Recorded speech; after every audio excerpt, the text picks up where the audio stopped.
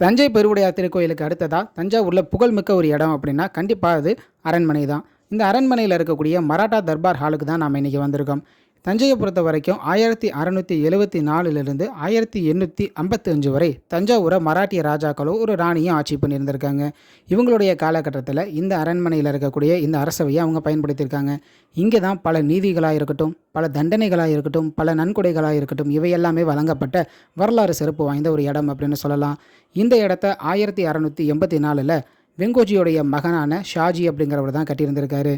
இந்த இடத்துக்குள்ளார நுழைஞ்ச உடனே நம்மளுடைய கண்ணை பறிக்கிற மாதிரி ஏகப்பட்ட ஓவியங்களும் சுதை சிற்பங்களும் இருக்குது.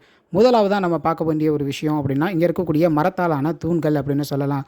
இவை எல்லாமே இலுப்பை மரங்களோ இல்லை தேக்கு மரங்களோ அப்படின்னு ஒரு சில அதிகாரிகள் நமக்கு குறிப்பிட்டாங்க. படிகள் ஏறி நம்ம மேலே தர்பார் ஹாலுக்குள்ளார வந்துட்டோம் அப்படின்னா மேலே பார்த்தீங்க அப்படின்னா வண்ணமயமான ஓவியங்களும் சின்ன சின்ன சுதை சிற்பங்களும் இருக்குது. கோமாளியோடைய சிற்பமும் இருக்குது, இறைவனுடைய சிற்பமும் இருக்குது, ஒரு ராஜாவோட சிற்பமும் இருக்குது. நம்ம அடுத்ததான் வந்துட்டு மேலே பார்த்தோம் அப்படின்னா அங்கே தான் நீங்கள் பலரும் பல இடங்களில் பார்த்துருக்கலாம். தர்பார் ஹால் அப்படின்னு நீங்கள் சர்ச் பண்ணிங்க அப்படின்னாலே இந்த ஓவியம் தான் வரும். மேலே இருக்கக்கூடிய அந்த வண்ணமயமான ஓவியம். அதன் அருகிலேயே பார்த்தீங்க அப்படின்னா ஒரு சில சுதை சிற்பங்களும் இருக்கும். அதில் முதலாவதாக பார்த்தீங்க அப்படின்னா ஐராவதம் வெள்ளை யானை மேலே இருக்கக்கூடிய இந்திரன் இந்திராணியோடைய சிற்பமானது இருக்கும். கருடன் மேலே இருக்கக்கூடிய விஷ்ணுவும் லக்ஷ்மியும் இருப்பாங்க. அடுத்ததாக ரிஷப வாகனத்தில் இருக்கக்கூடிய சிவன் பார்வதி இருப்பாங்க. அடுத்ததில் பார்த்தீங்க அப்படின்னா அங்கே முருகனுடைய திருவுருவமானது இருக்கும். இந்த திருவுருவமானது முருகன் இல்லை அப்படின்னு ஒரு சிலர் சொல்கிறாங்க. அடுத்ததாக ராஜா அமரக்கூடிய இடமான அந்த மையப்பகுதியை நாம் பார்த்தோம் அப்படின்னா ரொம்பவே அலங்கரிக்கப்பட்ட ஒரு அமைப்பின் கீழே பார்த்தீங்க அப்படின்னா ஒரு ஓவியமானது இருக்குது. இந்த ஓவியம் தஞ்சாவூர் ஆண்ட கடைசி மராட்டிய ராஜான்னு அறியப்படக்கூடிய 2ஆம் சிவாஜியோடது. அவருடைய அருகிலேயே பார்த்தீங்க அப்படின்னா 2 அலுவலர்களுடைய ஓவியம் இருக்குது. இவங்க 2 பேருமே வெண்ணிற ஆடையில் இருக்காங்க. ஒருவர் பார்த்தீங்க அப்படின்னா இடையில வாள் வச்சிருக்காரு, இன்னொருவர் கை கூப்பிய நிலையில் இருக்காரு. இந்த தர்பார் ஹாலில் நம்ம குறிப்பிடத்தகுந்த ஒரு முக்கியமான விஷயம் அப்படின்னா இங்கே இருக்கக்கூடிய ஓவியங்கள் தான். அவை இருக்கக்கூடிய அந்த வண்ணமயமான சூழல் தான். ஏன்னா மற்ற ஒரு சில ஓவியங்கள்லாம் பார்த்தீங்க அப்படின்னா ரொம்பவே வண்ணங்கள் அதிகமாக இருக்கிறதுனால அதில் என்னென்ன ஓவியங்கள் இருக்குது, அதில் என்னென்ன டீட்டெயில்ஸ் இருக்குது அப்படிங்கிறதே நமக்கு தெரியாமல் இருக்கும். ஆனால் அந்த காலத்திலேயே பார்த்தீங்க அப்படின்னா ரொம்பவே அழகாக சுவரில் இவ்வளோ உயரத்தில் கூட தத்ரூபமாக ஓவியங்கள்லாம் அவங்க வரைஞ்சிருந்திருக்காங்க. இப்போ நம்ம இந்த தர்பார் ஹாலோடைய வடக்கு புற சுவரில் இருக்கக்கூடிய ஓவியங்கள்லேருந்து நம்ம ஒன்று ஒன்றா ஆரம்பிக்கலாம். அனந்த சயன நிலையில் இருக்கக்கூடிய பெருமாளுடைய ஓவியம், முருகனுடைய ஓவியம், பக்கத்தில் விட்டோபாவோட ஓவியம், அப்புறம் 6 மராட்டிய ராஜாக்களுடைய ஓவியங்கள் எல்லாமே இருக்குது. இந்த ஓவியங்கள் எல்லாத்திற்கும் பொதுவாக இருக்கக்கூடிய ஒரு விஷயம் அப்படின்னு பார்த்தீங்கன்னா மேலே ஏஞ்சல் போன்ற ஒரு அமைப்பானது பறக்கிறது போல் இருக்குது. எல்லா ஓவியங்களையுமே அது குறிப்பிடத்தகுந்த விஷயமா இருக்குது. மையத்தில் இருக்கக்கூடிய அந்த ராஜாவோட ஓவியத்துக்கு நேர் மேலே பார்த்தீங்க அப்படின்னா ஒரு சிவலிங்கத்தை 6 ராஜாக்கள் தொழுவது போல் இருக்கும். இந்த லிங்கம் வந்து திருவாரூர் தியாகராஜர் அப்படின்னு சொல்கிறாங்க.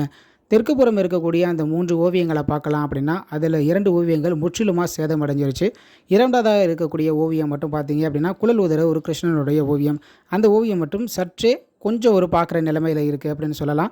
அந்த ஓவியத்தோடைய கீழ்ப்புறம் பார்த்தீங்கன்னா இவங்க போட்டிருக்காங்க இல்லையா, அந்த பேஸ்ட் மாதிரி அப்ளை பண்ணி அது மேலே தான் வரைவாங்க. அவை எல்லாமே உதிர்ந்து செங்கலே தெரியுது அப்படின்னு சொல்லலாம்.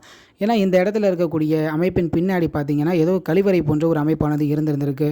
அதுலேருந்து வந்த நீரானது இங்கே ஊறி ஊறி ஊறி அதில் இருக்கக்கூடிய படலாக அந்த சுண்ணாம்பு எல்லாமே கீழே கொட்டி ஓவியங்களும் முற்றிலுமாக சிதலம் அடைஞ்சிருச்சு அப்படின்னு அங்கே இருக்கக்கூடிய ஒரு சில நபர்கள் நமக்கு சொன்னாங்க. தமிழக தொல்லியல் துறையுடைய பாதுகாப்பில் இருக்கக்கூடிய இந்த மராட்டா தர்பார் ஹாலானது இப்போ முழுமையாக வேலையானது நடந்துக்கிட்டு இருக்குது. கூடிய விரைவில் இது பொதுமக்களுடைய பார்வைக்காக திறக்கப்பட இருக்குது. அப்போ இந்த ஓவியங்கள்லாம் எப்படி இருக்குன்றதை பார்க்குறதுக்கு பர்சனலாக நான் ரொம்பவே ஆர்வமாக இருக்கேன் அப்படின்னு சொல்லலாம். மேலே இந்த மண்டபத்துடைய உத்தரத்தில் இருக்கக்கூடிய ஓவியங்கள்லாம் பார்த்தீங்க அப்படின்னா அதே போன்ற ஏஞ்சல் 2 புறமும் இருக்கிறது போலவும் அங்கங்கே பூக்கள் இருக்கிறது போலவும் வரைஞ்சிருக்காங்க. ஒரே சீராக ஒரே மாதிரியான டிசைனானது மேலே வரைஞ்சிருக்கிறது பார்க்கவே அழகாக இருக்குது அப்படின்னு சொல்லலாம். இது மட்டும் இல்லாமல் இங்கே மற்ற சுதை சிற்பங்களும் இருக்குது. இறைவனுடைய விக்கிரகங்கள் கூட சின்ன சின்னதாக அங்கங்கே இருக்குது.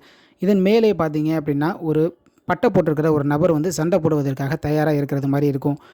இவங்களை ஜட்டி குஸ்தி போடுறவங்க அப்படின்னு சொல்லுவாங்க. மராட்டியர்களுடைய காலத்தில் மல்யுத்தமானது இங்கே ரொம்பவே பிரபலமாக இருந்ததுனால இந்த மாதிரியான ஓவியங்கள் அவங்க தர்பார் ஹால்லேயே இடம்பெற்றிருந்திருக்கு.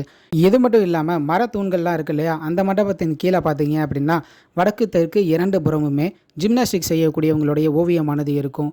அதாவது அந்த கயிறு மேலே நடக்கிறதா இருக்கட்டும் அப்படின்னா ஒருத்தர் மேலே ஒருத்தர் நின்று அந்த சுதந்திர தினம் குடியரசு தினத்துக்கெல்லாம் ரெட் ஃபோர்ட்டில் பண்ணுவாங்க இல்லையா, அதே போன்று பல ஜிம்னாஸ்டிக்ஸ் மாதிரி செய்யக்கூடியவங்க எல்லாமே இருக்காங்க.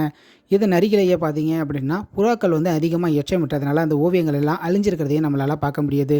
இது மட்டும் இல்லாமல் பார்த்தீங்க அப்படின்னா ஆங்காங்கே சின்ன சின்ன பறவைகளுடைய சிற்பமாக இருக்கட்டும், 2 தலை கொண்ட உருவங்களுடைய சிற்பமாக இருக்கட்டும், ஒரு ஸ்டாண்டு மாதிரி இருக்கும், அது மேலே மனித முகம் கொண்ட ஒரு குரங்கு அமர்ந்திருக்கிறது போன்ற ஒரு ஓவியமானது இருக்கும். இது எல்லாமே பார்த்தீங்க அப்படின்னா காலத்துடைய கோலத்தால் காலத்தால் அழிஞ்சிருக்கு அப்படின்னு சொல்லலாம். இல்லை பராமரிப்புனால அப்படி அழிஞ்சிருக்கா அப்படிங்கிறது எனக்கு தெரியல. இது மட்டும் இல்லாமல் பக்கத்திலே சிங்கமாக இருக்கட்டும், டிராகன் போன்ற ஒரு அமைப்பாக இருக்கட்டும், இவை எல்லாமே ஆங்காங்கே அந்த கார்னர்ஸை அழகுபடுத்துகிற விதமாக வரைஞ்சிருக்காங்க.